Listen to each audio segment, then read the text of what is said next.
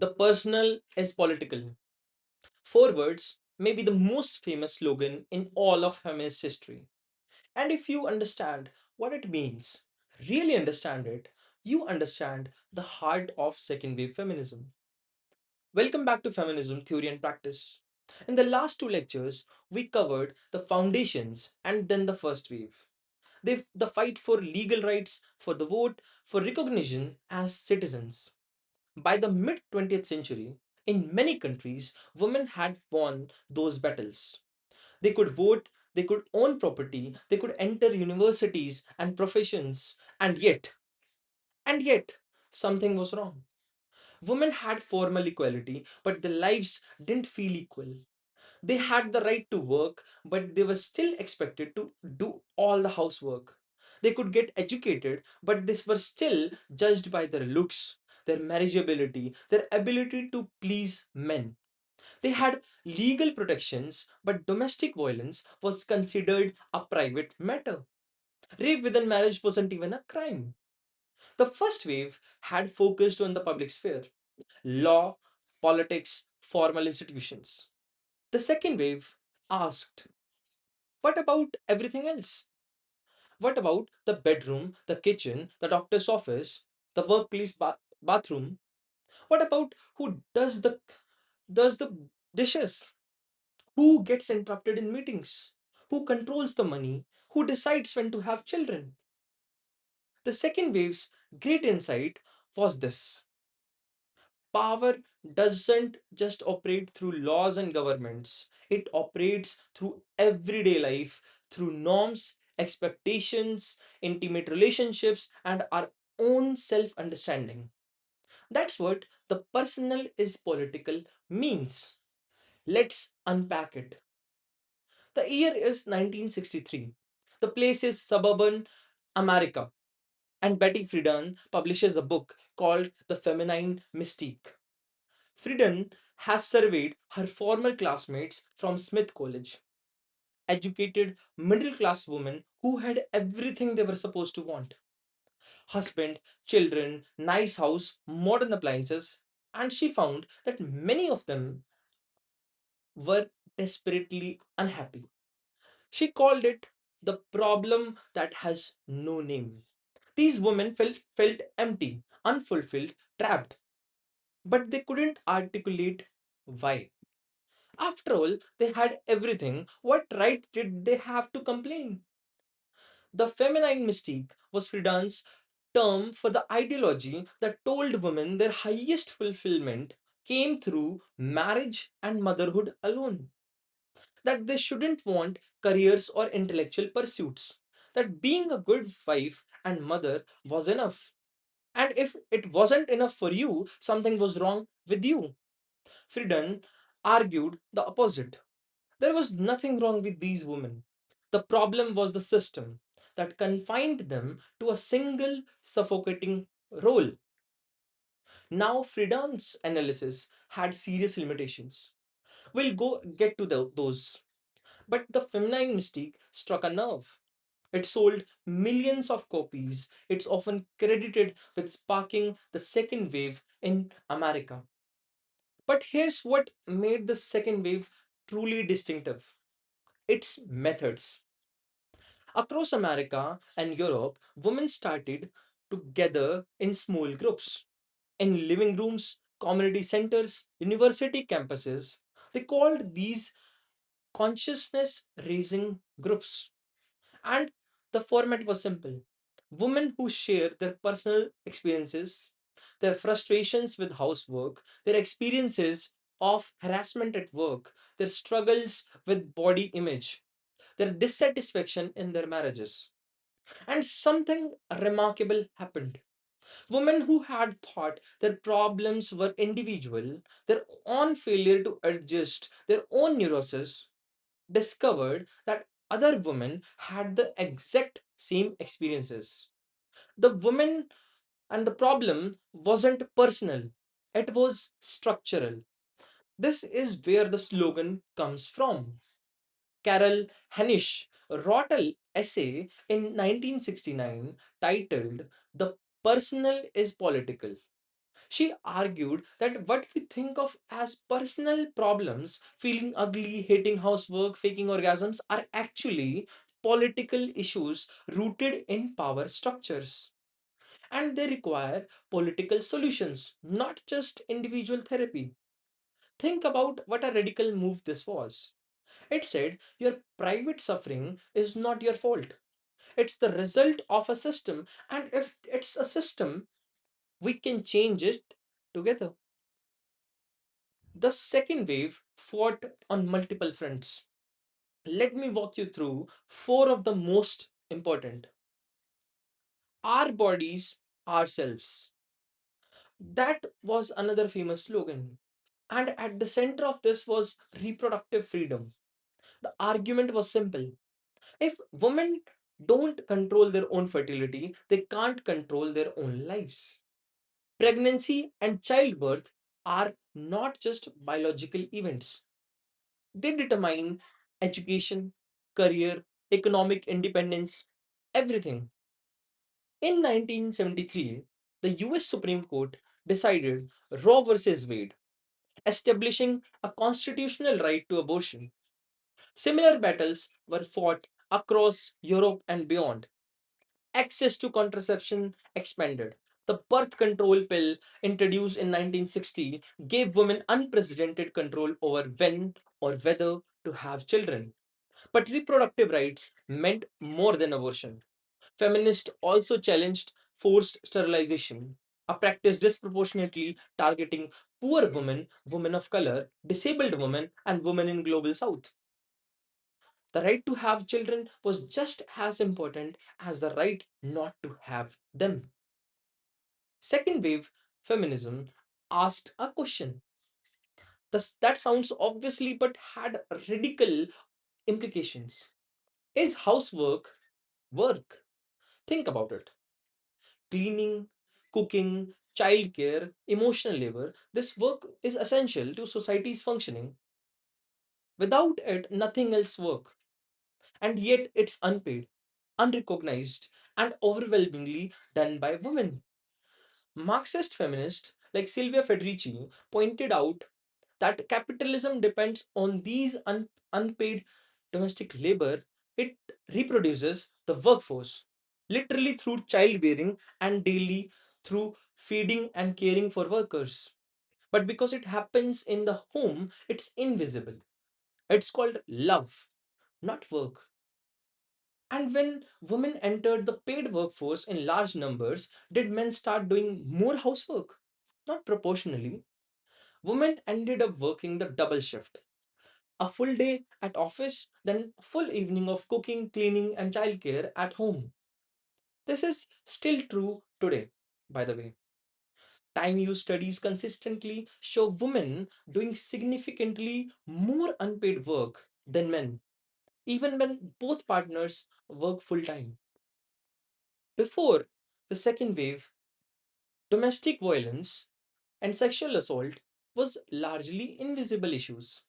They happened in private. They were shameful to talk about. Victims were often blamed. Second wave feminists refused to keep quiet. They established the first domestic violence shelters and rape crisis centers.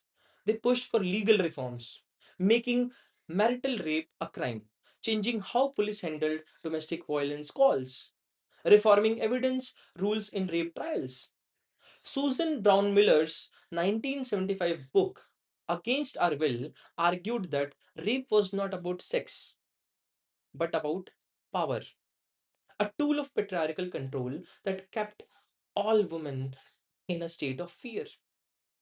This was controversial, and aspects of her analysis were being criticized, but it fundamentally changed how we think about sexual violence. The slogan, the personal is political, applies directly here. Sexual violence isn't just a personal tragedy, it's a political system that maintains male dominance. Finally, second wave feminists turned their attention to sexuality itself. They challenged The idea that female sexuality existed only to serve male pleasure. They questioned why women's desire was pathologized while men's was celebrated. They debated pornography, sex work, and the politics of heterosexuality itself. Some radical feminists, like Adriana Rich, introduced the concept of compulsory heterosexuality. The idea that heterosexuality isn't just natural but is socially enforced, and that this enforcement is a key mechanism of patriarchy. Whether or not you agree with that analysis, it opened up important questions about sexuality as a political institution, not just a personal preference. These debates got heated. The so-called sex wars of 1980s divided feminists sharply, but the underlying insight remained. Sexuality is shaped by power, and transforming gender relations means transforming sexual relations too. Now we have to talk about second wave's failure because they were significant. Remember Betty Friedan's problem that has no name. The bored, educated housewife trapped in suburban domesticity. Black feminists pointed out that not our problem. Black women in America had always worked, often in white women's homes, doing the very domestic labor that white women were complaining about. The feminine mystique didn't apply to them. They weren't put on a pedestal of delicate femininity. They were stereotyped as strong, hypersexual, or as mammies caring for white children. Bell Hooks, and yes, she spells her name in lowercase, wrote powerfully about this in feminist theory, from margin to center. She argued that mainstream feminism centered the experiences of white middle class women and treated them as universal. Sisterhood assumed all women shared the same oppression, ignoring how race and class created very different experiences. The Combahee River Collective, a group of black lesbian feminists, issued a famous statement in 1977 articulating what we would now call intersectionality. They wrote, "We are actively committed to struggling against racial, sexual, heterosexual, and class oppression, and see as our particular task the development of integrated analysis and practice." This wasn't just a criticism. It was an alternative vision, one that understood gender as intertwined with race, class, and sexuality, not separate from them. Similar critiques came from working class women and from global south. When middle class feminists celebrated women entering the workplace, working class women asked, "We have always been in workforce, in factories, in fields as domestic workers. Our struggle isn't for the right to work. It's for fair wages, safe conditions, and the time with our families." And feminists from the global south, thinkers like Chandra Mohanty, whom we will discuss more in later lecture, challenged the idea that Western feminism could speak for all women. They argued that Western feminists often portrayed third world women as passive victims in need of rescue, ignoring their agency, their own feminist traditions, and the role of colonialism and global capitalism in shaping their lives. The second wave slogan was "Sisterhood is powerful." But critiques asked, whose sisterhood? Whose power? A feminism that ignores race, class, and global inequalities isn't universal. It's partial. And its partiality serves some women at the expense of others. Let's turn to India. The 1970s and 1980s saw the emergence of what's often called autonomous women's movement, groups that operated independently of political parties and the state. After independence in 1947, Indian women had formal equality. The constitution guaranteed equal rights. Women could vote, own property, enter any profession. The first wave of legal reforms seemed complete. But by 1970s, it was clear that formal equality hadn't translated into real equality. The 1974 report Towards Equality, commissioned by the government, documented this gap. Women's economic participation had actually declined since independence. Health and literacy indicators were dismal. Violence against women was pervasive. Sound familiar? Just like in the West, legal rights hadn't changed everyday life. The personal remained untouched by the political. In 1972, a young Adivasi woman named Mathura was raped by two policemen inside a police station. The case went to court, and initially the accused were convicted. But in 1979, the Supreme Court overturned the conviction. The reasoning? Mathura had not physically resisted. There were no visible injuries, therefore, the court concluded she must have consented. This judgment sparked outrage. Four law professors wrote an open letter to the Chief Justice questioning the logic of the verdict.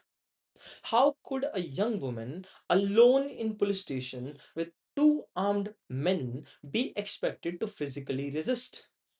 The absence of injury proved consent. The Mathura case galvanized the women's movement. It showed how the law, despite its formal neutrality, operated on patriarchal assumptions. It demonstrated that the personal, a woman's body, her sexuality, her word, was political, shaped by class, caste, state power, and legal institutions. The Indian women's movement of this period wasn't monolithic. It addressed a range of issues. Dowry deaths, young brides were being murdered or driven to suicide by husbands and in laws demanding more dowry. Feminist groups campaigned for stronger laws and documented these deaths systematically. Custodial violence. Building on case like Mathura, activists challenged police against violence against women, particularly from marginalized communities. Personal law reform. The Shahabano case in 1985 raised questions about Muslim women's right to maintenance after divorce, sparking debates about religious personal laws and gender justice that continues today. Labor rights.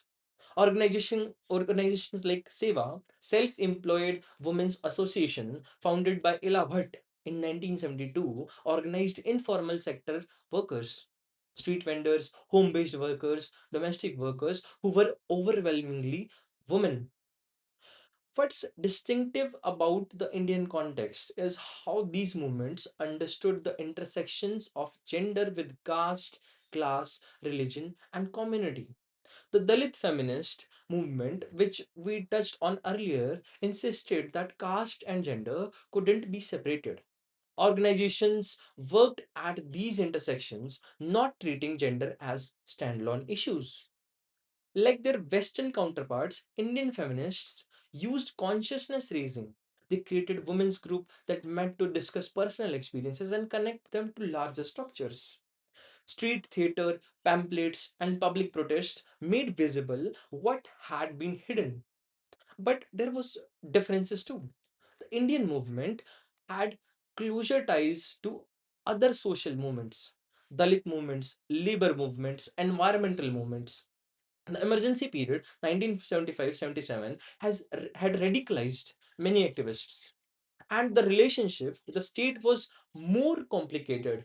Feminists simultaneously demanded the state action, better laws enforcement, while criticizing state violence and cooptation. So, what did the second wave achieve? It transformed what we considered political. Before the second wave, politics meant elections, parties, policies. After it, we understand that politics happens in bedrooms and kitchens. in how we speak, what we wear, in who does the dishes, and who gets interrupted.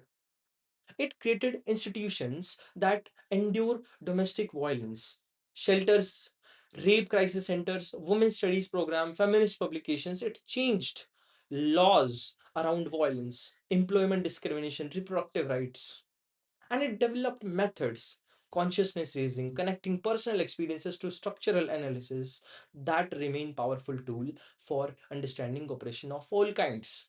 But it also revealed its limitations. A feminism that centers white, middle class, heterosexual women isn't universal, it's particular.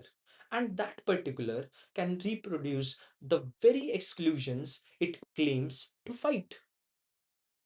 Now, there are four key takeaways. First, the personal is political, means that private life is structured by power, and transforming society requires transforming intimate relations, not just public institutions. Second, the second wave fought on multiple fronts: reproductive rights, domestic labor, violence, sexuality, showing how patriarchy operates through everyday life, not just formal discrimination. Third, critiques, especially black feminists and global south feminists, showed that sisterhood can't be assumed. Gender intersects with race, class, caste, and nation in ways that create different experiences and different needs.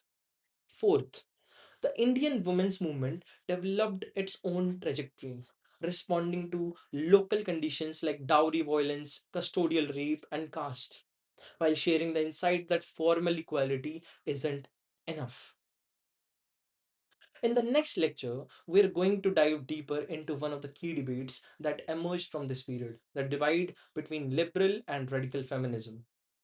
Are we fighting for women's equal access to existing institutions or to fundamentally transform those institutions? Do we want women to become CEOs and generals, or to question why we have CEOs and generals in the first place? These are the questions that split second wave feminism that remain alive today. If this is helping you think more clearly about gender and power, subscribe and hit the notification bell. Leave a comment. I want to hear what's resonating with what you are questioning. Thanks for watching. See you in the next one.